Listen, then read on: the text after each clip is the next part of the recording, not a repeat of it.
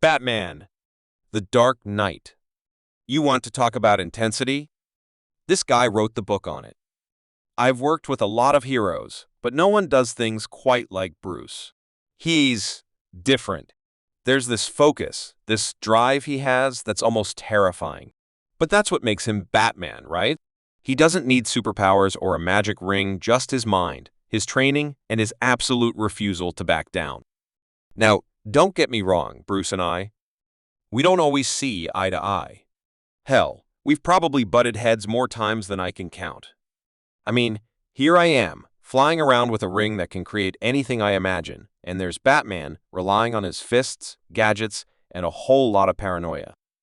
He thinks 5 steps ahead of everyone, always preparing for the worst, always expecting betrayal.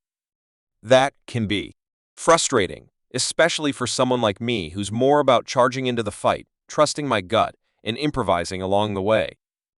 But the thing about Bruce is, he's always right. I hate to admit it, but 9 times out of 10, when Batman tells you to be cautious or to plan something out more carefully, he's got a point. It's that sharp mind of his he's constantly analyzing, calculating, figuring out the next move. He's like a detective on steroids. And while I might roll my eyes at his lack of trust in just about anyone, I can't argue with his results. Gotham's a hellhole, but Bruce keeps it from falling apart.